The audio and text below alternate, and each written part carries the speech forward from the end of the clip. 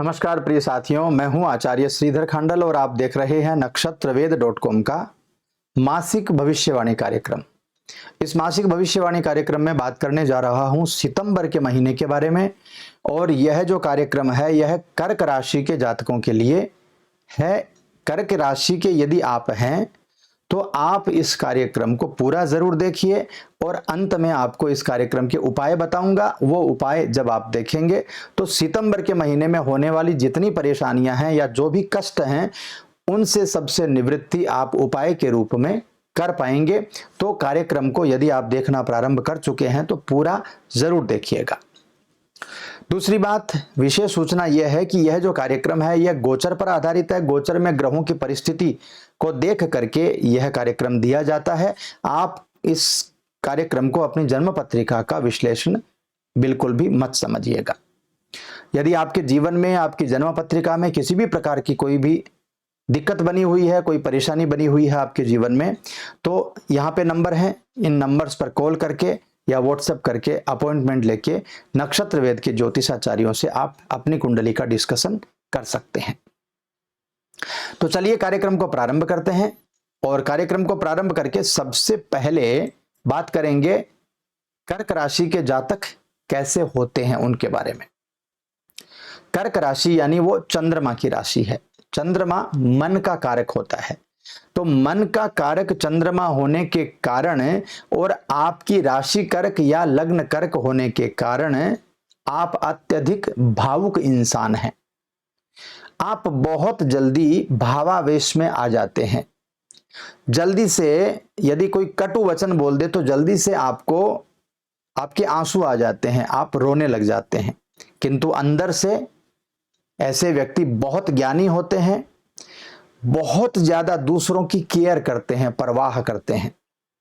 और सबसे खास बात जो है वो यह है कि आपके अंदर एक ऐसा आकर्षण होता है, एक गजब की ऐसी कला होती है, आपकी ऐसी वाणी होती है जो दूसरे की भावनाओं तक पहुंच जाती है, दूसरे के दिल तक पहुंच जाती है और कोई भी व्यक्ति आपको बहुत जल्दी पसंद करने लग जाता है। किसी भी व्यक्ति के ईगो को हर्ट करना, सेल्फ रेस्पेक्ट को खराब करना आपको बिल्कुल भी नहीं आता है। हर रिश्ते को आप बहुत प्यार से, बहुत बखूबी निभाते हैं और बहुत अच्छी व्यवस्थाएं आपके जीवन में रहती हैं। तो बहुत ही जबरदस्त जातक हैं आप यदि आप कर्क राशि के जातक हैं। अंदर से एकदम प्योर हैं, दिल बड़ा प्यारा है आपका। तो चलिए देख लेते हैं केवल दिल ही प्यारा है या सितंबर का महीना भी अच्छा है।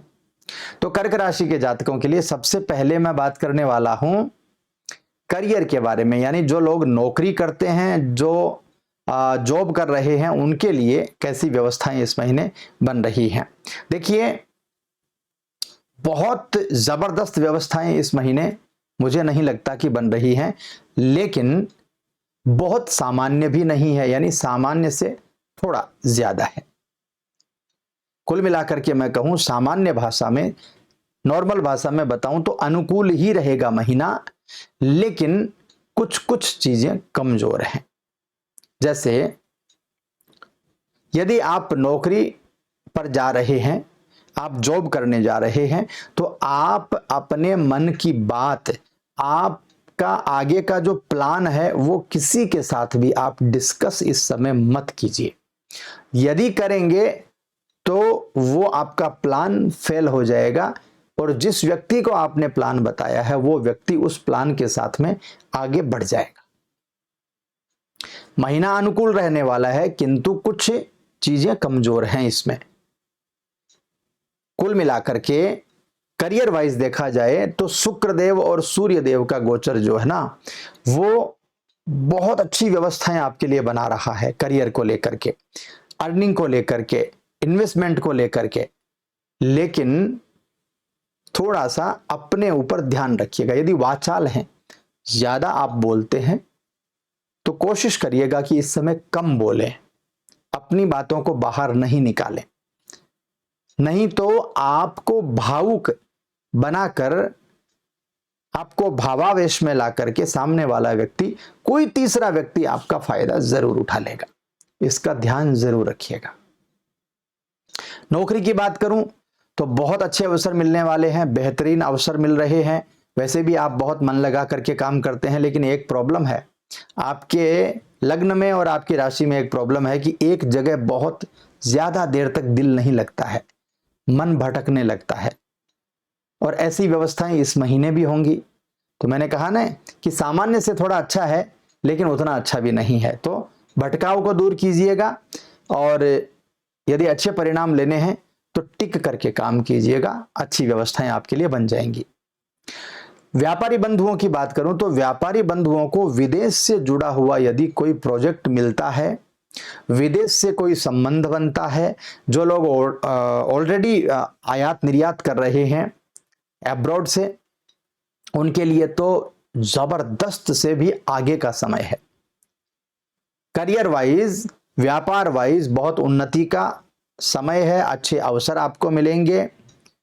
लेकिन जो चीज मैंने नौकरी पेशा वालों के लिए बताई थी ना, वो ही व्यापारियों के साथ भी लागू होती है। आपका मन कम लगेगा, आप अपनी चीजों को खोल करके रख देंगे और उससे आपको नुकसान उठाना पड़ेगा। तो इन बातों का जरूर से ख्याल रखिएगा, बहुत ही ज्यादा जरूरी है। क्यों?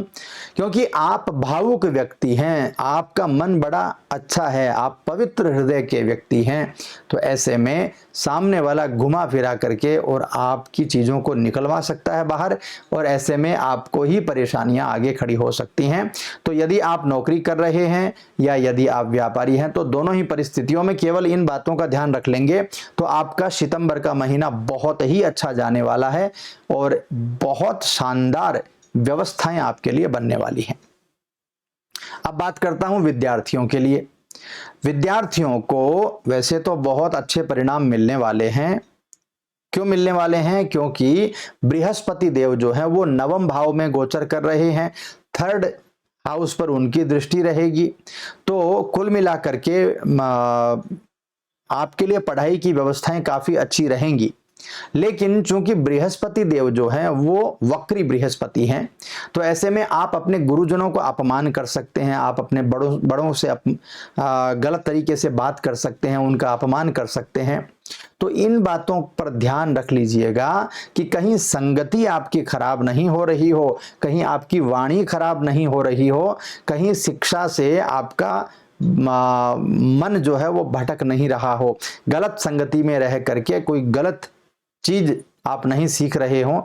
इसका यदि आप ध्यान कर लेंगे तो विद्यार्थियों के लिए भी इस समय काफी अच्छी व्यवस्था बन रही है। अपनी संगति को सुधार लेना, अपनी वाणी को सुधार लेना और मन को एकाग्र करके पढ़ाई में लगाना है, तो बहुत ही अच्छी व्यवस्थाएं आपके लिए बन जाएंगी। और खास करके वो लोग जो पढ़ाई पूरी कर चुके हैं और जिनको नौकरी के लिए आगे बढ़ना है, जिनको चाहे वो सरकारी नौकरी हो चाहे प्राइवेट जॉब हो, दोनों के लिए ही जब आप इंटरव्यू देने जा रहे हो या ऐसी कोई व्यवस्था में जा रहे हो, तो अपने अहंकार को थोड़ा सा नीचे कर लीजिएगा। क्यों? क्योंकि बृहस्पति देव जब भाग्य स्थान में आते हैं तो वो अहंकार पैदा करते हैं कि मैं ही सर्वश्रेष्ठ हूं, किंतु आप ये नहीं जानते कि आपके सामने जो व्यक्ति इंटरव्यू लेने के लिए बैठा है वो आपकी हर हरकत को नोट कर रहा है। तो ऐसे में थोड़ा सा अपने ईगो को, अपने अत्यधिक स्वाभिमान को कंट्रोल में रखिएगा, बहुत अच्छा रहेगा। बात करते हैं पारिवारिक जीवन की।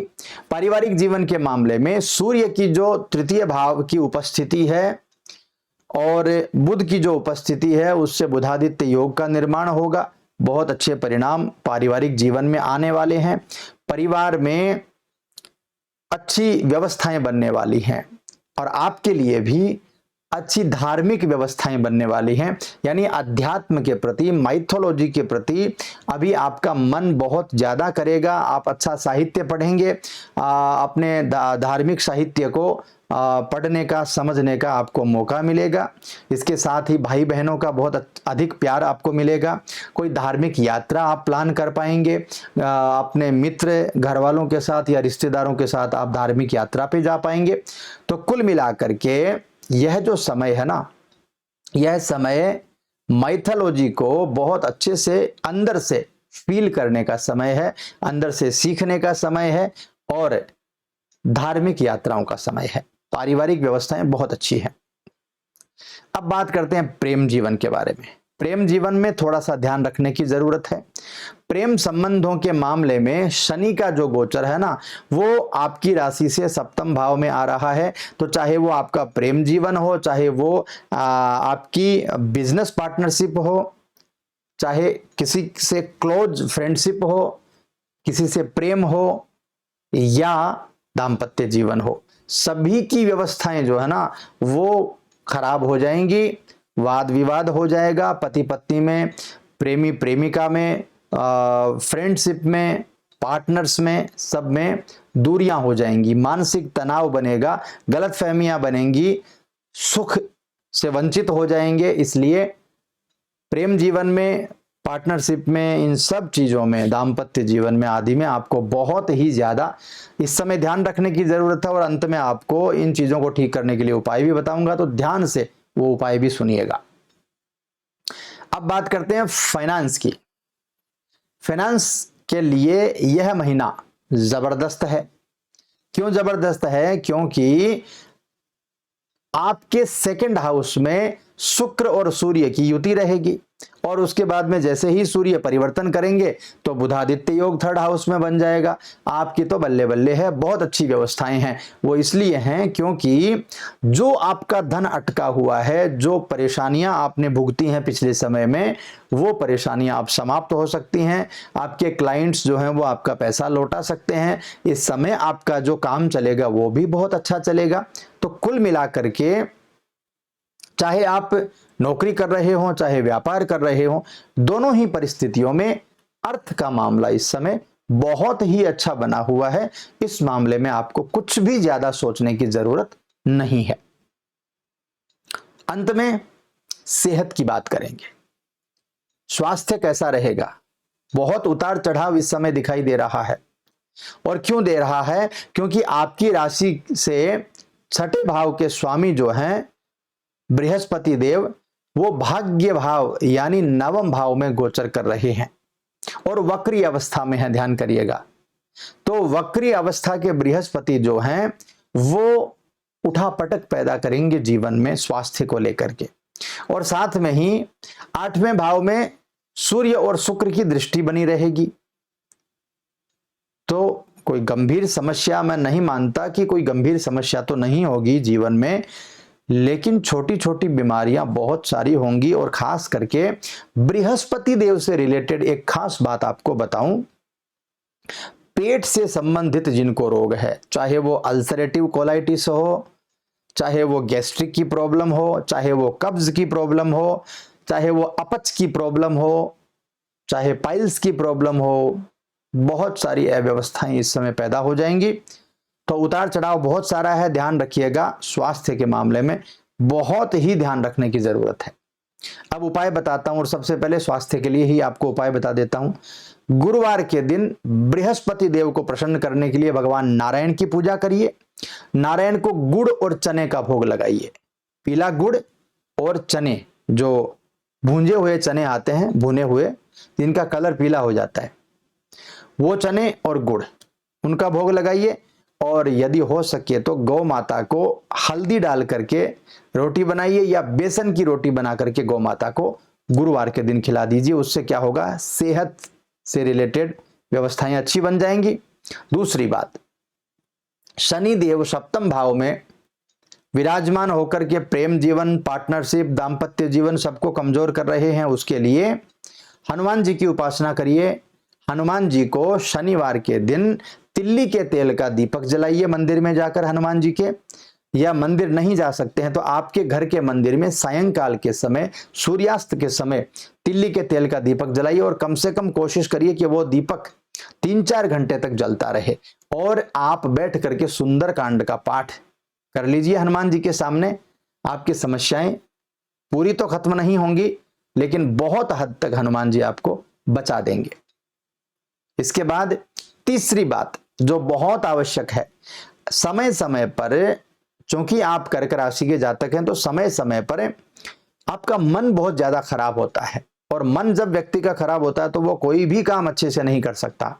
तो ऐसी व्यवस्था में भगवान शिव का दूध में तिल डाल करके, काले तिल, अभिषेक कर लीजिए भगवान शिव का ओम नमः शिवाय मंत्र से। और यदि आप महिला हैं तो नमः शिवाय मंत्र से, पंचाक्षरी मंत्र से आप भगवान शिव का अभिषेक कर लीजिए, बहुत अच्छा रहेगा आपके लिए। धन से संबंधित कोई अव्यवस्था बन रही है, पैसा अटक गया है, व्यापार में प्रॉब्लम्स आ रही हैं, पार्टियां पैसा नहीं दे रही हैं, या नौकरी कर रहे हैं और नौकरी में कोई अव्यवस्था बन गई, अचानक नौकरी से निकाल दिया है, पैसा भी उसमें अटक गया है पुरानी कंपनी में, तो ऐसे में गन्ने का रस लेकर के और भगवान शिव का अभिषेक कर लीजिए। उससे क्या होगा, भगवान शिव की कृपा होगी और भगवान शिव की कृपा से आपका अटका हुआ धन आपको प्राप्त हो जाएगा। आपके धन की व्यवस्थाएं इस समय अच्छी हो जाएंगी, ये फायदा आपको मिल जाएगा। तो मित्रों, अब तक आपने इस वीडियो को यदि देखा है तो ये उपाय भी जरूर करके देखिएगा, बहुत सारा फायदा आपको मिलने वाला है। और यदि यह कार्यक्रम आपको अच्छा लगा हो तो लाइक, शेयर, सब्सक्राइब जल्दी से कर दीजिए। यदि आपकी कोई राय है, किसी प्रकार का कोई सुझाव है तो आप कमेंट करके जरूर बताइए। और हाँ, एक हमारा विशेष निवेदन है आपसे कि भोलेनाथ का एक भजन श्रावण के महीने में रिकॉर्ड हुआ था और लगभग 1,70,80 हजार लोगों ने वो देख लिया है।